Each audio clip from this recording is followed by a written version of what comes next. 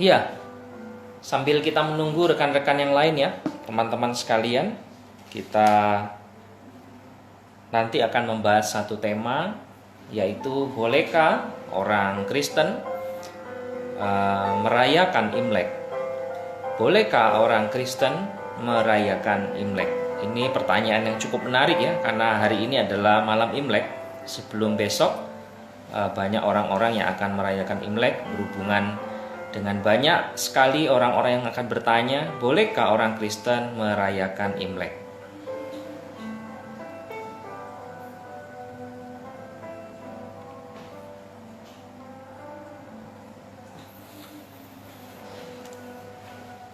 Ya, teman-teman, kita akan mulai bersama-sama dalam pendalaman Alkitab kita pada malam hari ini ya. Terlebih lagi, bagi rekan-rekan yang bergabung, selamat datang. Tuhan Yesus memberkati. Kita akan berdoa terlebih dahulu sebelum kita mulai pembahasan materi kita hari ini ya.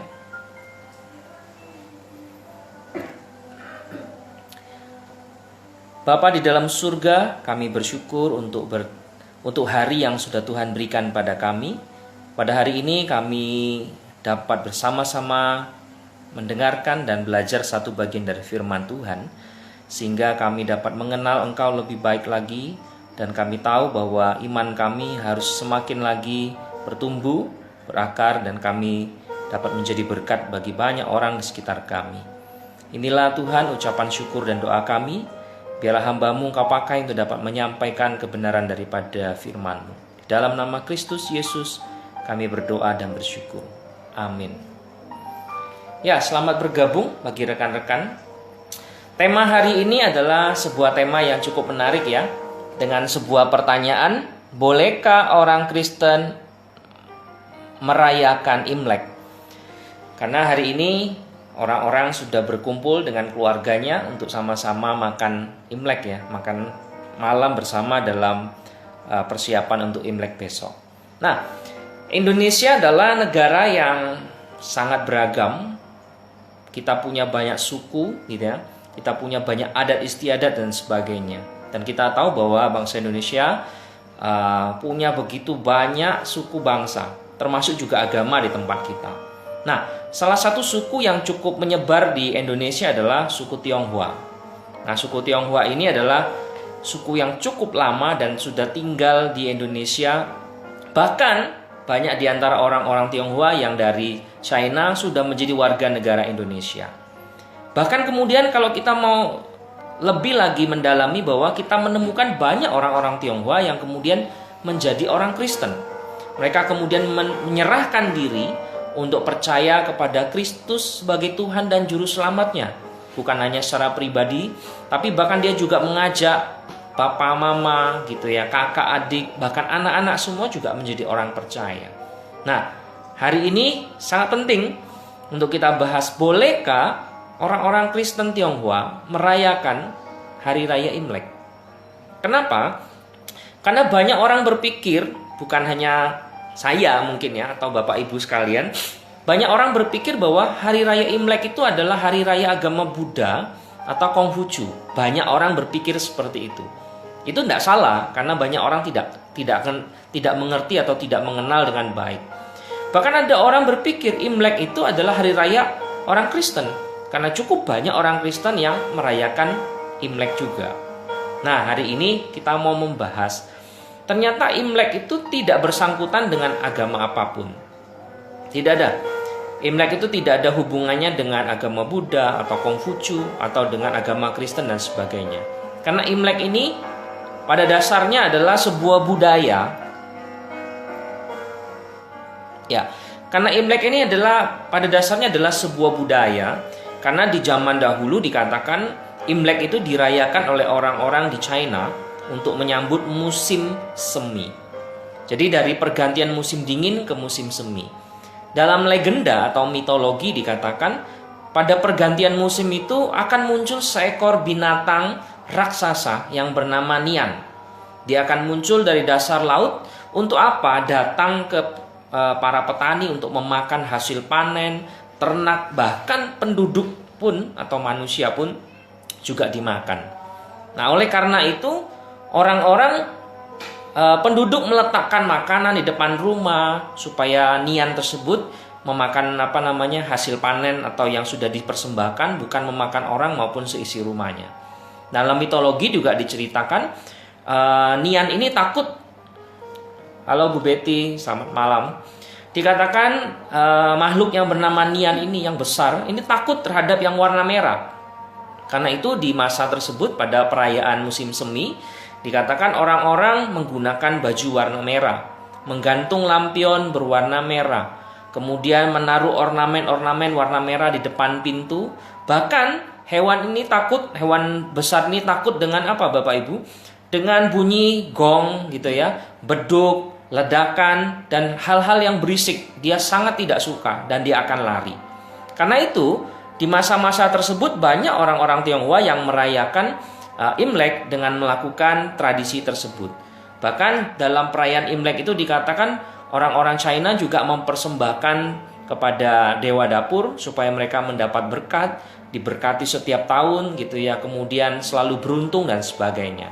Jadi perayaan Imlek ini adalah perayaan yang luar biasa yang dirayakan oleh orang-orang Tionghoa yang memang berhubungan dengan budaya mereka atau kepercayaan mereka di masa tersebut. Nah, yang menjadi penting, apakah orang Kristen boleh merayakan Imlek? Nah, bagaimana menurut Bapak Ibu sekalian? Karena pada dasarnya banyak di antara kita ya orang Kristen merayakan Imlek. Halo, Yonatan, selamat bergabung.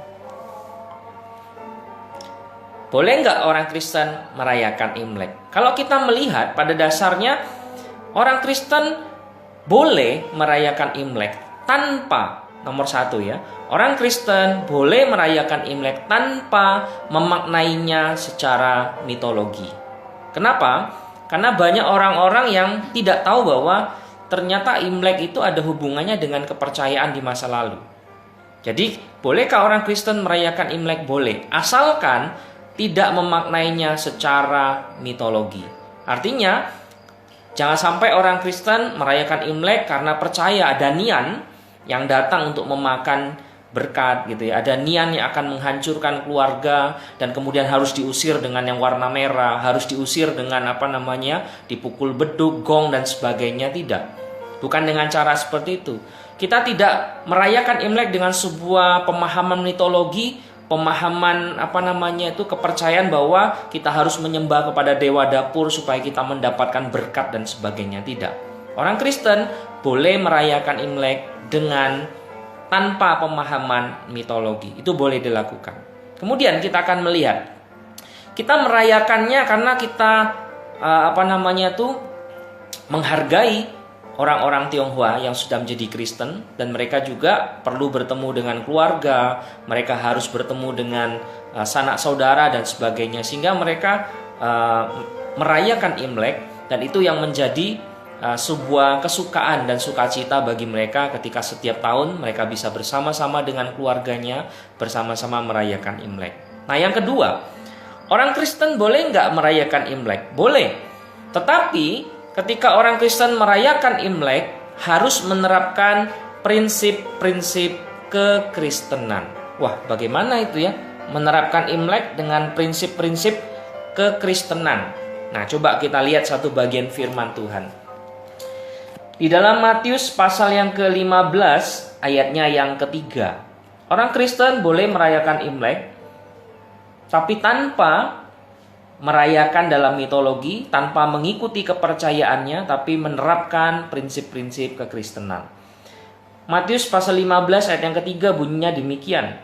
Tetapi jawab Yesus kepada mereka, "Mengapa kamu pun melanggar perintah Allah demi adat istiadat nenek moyangmu?" Nah, kalau kita lihat konteksnya di dalam Markus pasal yang ke-7, itu dikatakan pada suatu kali serombongan orang Farisi dan beberapa ahli Taurat dari Yerusalem datang menemui Yesus. Dan mereka melihat bahwa beberapa orang muridnya makan dengan tangan najis, yaitu dengan tangan yang tidak dibasuh. Sebab orang-orang Farisi seperti orang Yahudi lainnya tidak makan kalau tidak melakukan pembasuhan tangan terlebih dahulu, karena mereka berpegang pada adat istiadat nenek moyang mereka. Dan kalau pulang dari pasar, mereka juga tidak makan kalau tidak lebih dahulu membersihkan dirinya. Banyak warisan lain yang mereka pegang, umpamanya hal mencuci cawan, kendi, perkakas, dan sebagainya. Karena itu orang-orang Farisi dan ahli Taurat bertanya kepada Yesus, "Mengapa murid-muridmu tidak hidup menurut adat istiadat nenek moyang kita, tetapi makan dengan tangan najis?" Itulah latar belakangnya. Mereka bertanya, "Kenapa kamu tidak mengikuti adat istiadat?" Nah, tapi Yesus menjawab demikian di Matius pasal 15 ayat yang ketiga. "Mengapa kamu pun melanggar perintah Allah demi adat istiadat nenek moyangmu?" Nah, ibu-ibu, bapak sekalian dan saudara yang terkasih, orang Kristen boleh nggak merayakan Imlek? Boleh. Tetapi harus menerapkan prinsip-prinsip kekristenan. Yesus mengajarkan bahwa kita juga dapat menghargai adat istiadat. Bahkan Yesus pun pada waktu mati dikuburkan, dia juga dia kemudian dikuburkan dengan adat dan tata cara penguburan orang Yahudi. Di dalam Alkitab banyak sekali bagaimana Tuhan juga menghargai adat istiadat. Tuhan juga menginginkan kita bisa hidup berdampingan dengan damai, kemudian juga menghargai adat istiadat, khususnya salah satunya hari ini yang kita pelajari adalah tentang adat istiadat orang-orang Tionghoa. Tetapi sekali lagi, Yesus menginginkan untuk kita tidak melanggar perintah Allah demi adat istiadat. Tidak boleh. Artinya, boleh saja orang Kristen merayakan Imlek tanpa harus melanggar perintah Allah. Nah, contohnya seperti apa sih? Nah, Bapak Ibu, kalau kita tahu banyak orang-orang Imlek, orang-orang Tionghoa yang merayakan Imlek dengan pergi bersembayang ya, pergi ke sembayang, kemudian berdoa kepada leluhur, kemudian memberikan persembahan kepada dewa dapur, kemudian memasang hiyo, kemudian berdoa kepada para leluhur dan sebagainya. Bapak Ibu Saudara sekalian, hal tersebut sudah melanggar perintah Allah. Kalau kita melakukannya berarti kita melanggar perintah Allah. Bolehkah merayakan Imlek? Sangat boleh. Tapi jangan sampai kita melanggar perintah Allah. Kita harus menyesuaikan perintah Allah sebagai bagian dari kehidupan kita. Nah, salah satu contohnya, tradisi Imlek sangat bagus loh. Mengajak keluarga berkumpul. Jadi ada tradisi berkumpul secara keluarga, itu sangat bagus, boleh dilakukan. Kenapa? Kalau kita berkumpul keluarga itu berarti kita menerapkan kasih dalam keluarga kita. Kita mengajak keluarga kita bersukacita, berinteraksi kembali, dekat kembali, saling menguatkan, saling memberikan dorongan semangat dan sebagainya. Bahkan itu adalah sebuah persekutuan di meja makan. Dan Imlek dalam tradisi seperti itu sangat bagus. Berkumpul dengan keluarga, makan malam bersama. Kalau yang biasanya mama atau papa bekerja sampai larut malam, keluarga jarang ketemu, Imlek adalah salah satu momen, malam Imlek adalah salah satu momen di mana keluarga dapat bertemu untuk bersama-sama bersekutu dan saling menguatkan. Dalam konteks itu sangat boleh dilakukan. Apalagi kalau kita tahu pada hari Imlek ada yang bagi angpau. Nah, boleh nggak dilakukan? Sangat boleh. Karena juga itu salah satu hal yang baik. Sama seperti kita percaya bahwa memberi adalah memberi berkat kepada orang lain, menolong orang lain, membantu orang lain. Ini salah satu ajang untuk kita juga dapat memberi berkat dengan sukacita bagi orang-orang yang membutuhkan, memberi berkat kepada saudara kita, cucu dan sebagainya. Itu sangat bagus. Jadi boleh kita lakukan untuk merayakan Imlek bagi orang-orang Kristen yang Tionghoa ya, yang berlatar belakang Tionghoa. Kemudian saya ulangi sekali lagi, orang Kristen boleh merayakan Imlek tanpa melakukan penyembahan kepada dewa-dewa, tanpa melakukan penyembahan kepada Allah-Allah yang asing. Karena kita percaya bahwa juru selamat kita adalah Kristus Yesus. Kita sudah menyerahkan hidup kita kepada Allah yang penuh dengan kemuliaan. Karena itu, marilah kita belajar untuk melihat dan memegang teguh iman kita kepada Tuhan. Bapak Ibu Saudara sekalian, jangan merasa bersalah.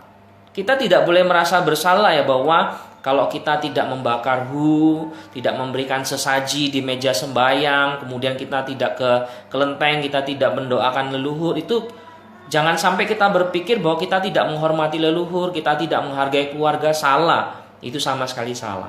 Kenapa? Karena justru kita memahami firman Tuhan, maka kita tidak mengikuti tradisi yang bertentangan itu. Kalau kita mengasihi keluarga kita menghormati keluarga kita menghormati keluarga besar kita bisa tunjukkan dengan cara yang lain.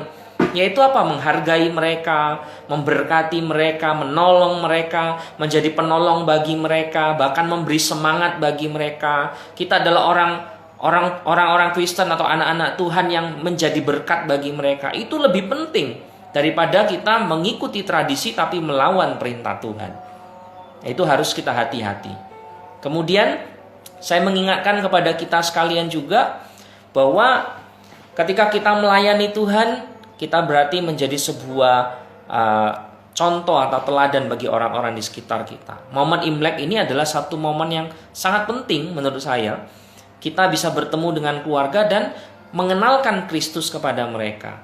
Mengenalkan Kristus siapa dia, mengenalkan Tuhan kepada mereka, sehingga mereka bisa tahu juru selamat yaitu Kristus Yesus melalui kehidupan kita.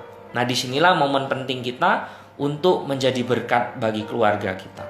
Nah, kalau kita bicara tentang tradisi-tradisi Tionghoa banyak sekali ya, sangat banyak sekali. Tapi apakah itu bisa membawa orang mengenal Tuhan? Nah, itu sangat penting.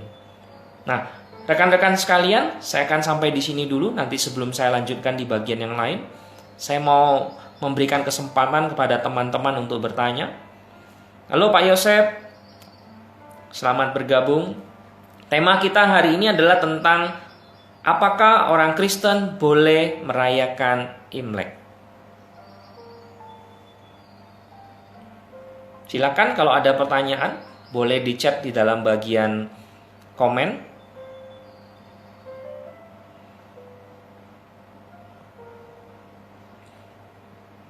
Malam ini adalah malam berkumpul keluarga ya, sebelum merayakan Imlek.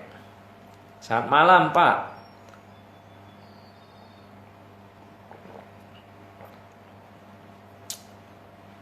Ada pertanyaan dari Pak Yosef mungkin?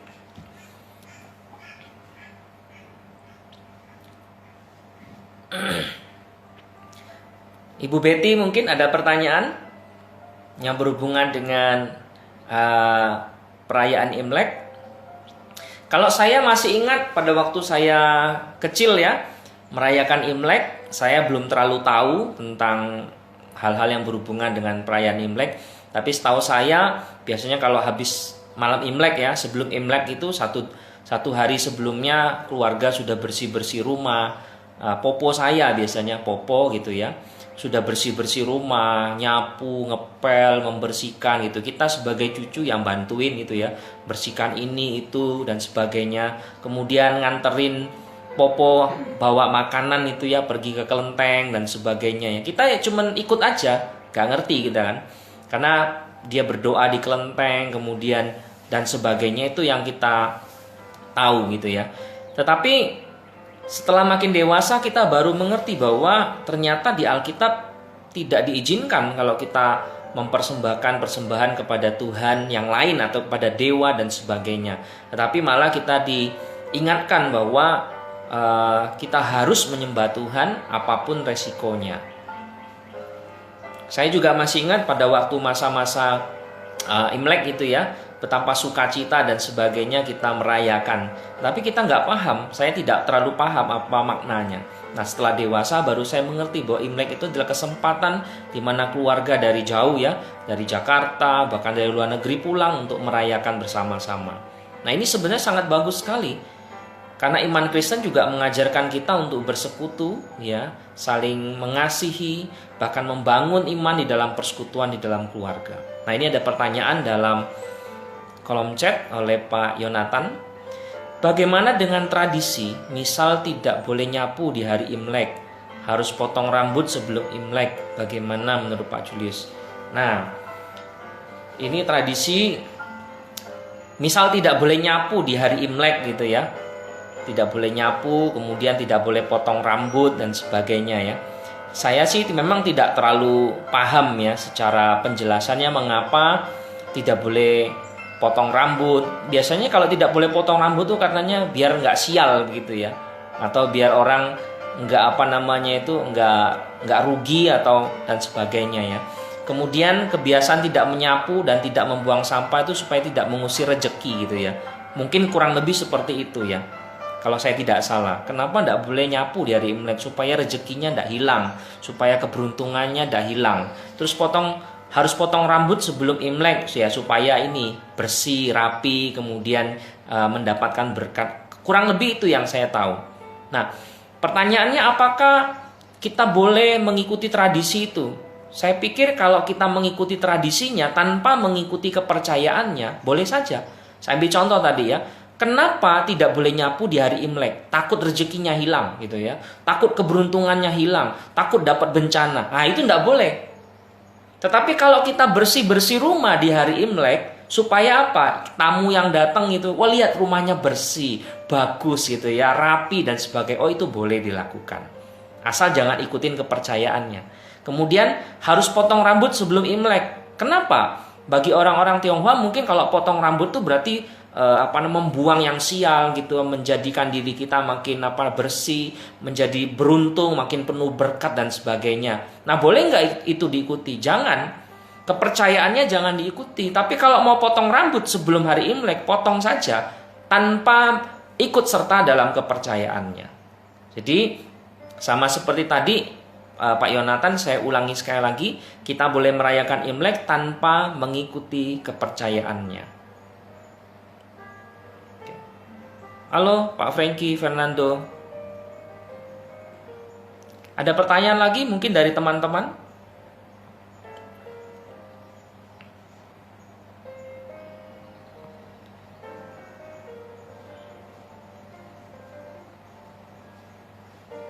Saya ambil contoh apa lagi ya? Ada contoh berikutnya ya.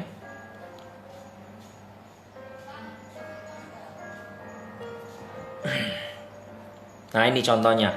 Tradisi bergadang ya. Tradisi bergadang semalam suntuk dengan pintu rumah dibuka lebar-lebar. Tujuannya apa? Supaya rezeki itu masuk gitu ya. Supaya keberuntungan masuk, rezekinya masuk gitu ya. Itu harapannya. Nah, bolehkah itu dilakukan ya? Tidak perlu. Buat apa? Karena kita percaya bahwa Tuhanlah sumber berkat. Yang memberkati bukanlah dewa lain, yang memberkati bukanlah dewa dapur, tetapi yang memberkati adalah Tuhan Kristus Yesus Juru Selamat kita. Jadi tidak perlu diikuti. Merayakan boleh, tapi untuk yang kepercayaannya jangan diikuti.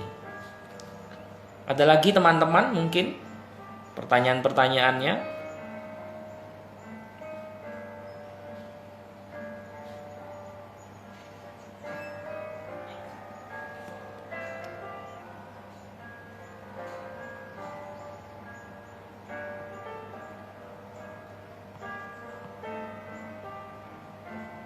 Oke. Nah, inilah beberapa penjelasan tentang mengapa orang Kristen boleh merayakan Imlek. Dan memang ada berbagai sikap dari kita terhadap sebuah kebudayaan. Ada orang-orang Kristen yang sama sekali tidak mau merayakan Imlek meskipun dia berlatar belakang Tionghoa ada. Ya, kita hargai juga. Tapi ada orang-orang Kristen Tionghoa yang masih merayakan Imlek bukan berdasarkan tradisi tadi, bukan berdasarkan kepercayaan tadi, tapi hanya sebagai sebuah perayaan tahun baru begitu ya. Oh iya. Sip Pak, kemarin ada yang bilang potong rambut karena mau buang sila. Jangan kalau gitu ya. Itu jangan seperti itu. Jadi kita potong rambut ya karena biar cantik ya, biar cantik, biar rapi, biar bersih, biar ganteng gitu ya, biar Pak Yonatan ganteng, bersih, rapi gitu ya. Pada waktu foto bisa bagus gitu. Apalagi kalau ketemu keluarga ya, yang sudah lama nggak ketemu. Nah, di hari Imlek ketemu bersih, rapi kan bagus. Tapi jangan sampai potong rambut karena bilang mau buang sial dan sebagainya ya. Jangan seperti itu ya. Nah, hari ini saya akan tutup. Jadi kita harus bijaksana dalam menentukan sikap kita. Seperti dalam Imlek, kita boleh merayakannya dengan menerapkan nilai-nilai Kristiani. Harus berpegang teguh pada firman Tuhan, jangan goyah karena adat dan tradisi. Meskipun itu ada keluarga, orang tua atau yang belum percaya pun memaksa kita untuk melakukan kepercayaan kepada dewa-dewa, untuk untuk berdoa kepada leluhur dan sebagainya, membakar hiu, pergi ke kelenteng, memberikan persembahan, jangan sampai. Karena kita percaya bahwa Tuhan Yesus sudah menebus kita, memberikan kita hidupan kekal, sehingga kita harus menyerahkan diri sepenuhnya untuk berharap dan percaya kepada Kristus. Jadi teman-teman tidak boleh merasa rendah diri, tidak boleh merasa bahwa Anda tidak menghargai keluarga. Tidak, caranya tidak seperti itu. Anda bisa memberikan yang terbaik bagi keluarga dengan cara yang lebih banyak, yang lebih baik, dan memberi berkat kepada keluarga sesuai dengan yang Tuhan inginkan. Tuhan Yesus memberkati. Semoga hari Imlek ini menjadi berkat bagi semua yang merayakannya, termasuk semua rekan-rekan di Gereja Kristen Kalam Kudus Kupang Jaya dan semua anak-anak Tuhan, khususnya orang-orang Kristen Tionghoa yang merayakan. Tuhan Yesus memberkati. Biarlah Tuhan yang menjadi pemberi berkat bagi Anda sekalian hari ini sampai Maranatha. Amin. Tuhan Yesus memberkati. Kita berdoa. Bapa di dalam surga, kasih dan kemurahan Engkau kepada kami sudah menolong, bahkan juga menolong kami sampai pada hari ini. Di malam hari ini Tuhan, ketika banyak dari anak-anak Tuhan yang bertemu dengan keluarga masing-masing dalam malam Imlek, dalam perayaan Imlek, Tuhan juga tolong ketika kami menjadi anak-anak Tuhan dapat melakukan perintah-perintah Tuhan, bahkan ketika kami dalam kesulitan sekalipun, bahkan ketika kami dalam tantangan dan halangan yang ada, kami tetap percaya dan berserah hanya kepada Tuhan. Inilah seruan dan doa kami Tuhan, di dalam nama Kristus Yesus Juru Selamat kami. Amin. Terima kasih Esther, thank you. Bu Betty, thank you. Pak Yo, thank you. Semua rekan-rekan yang bergabung, terima kasih. Tuhan memberkati.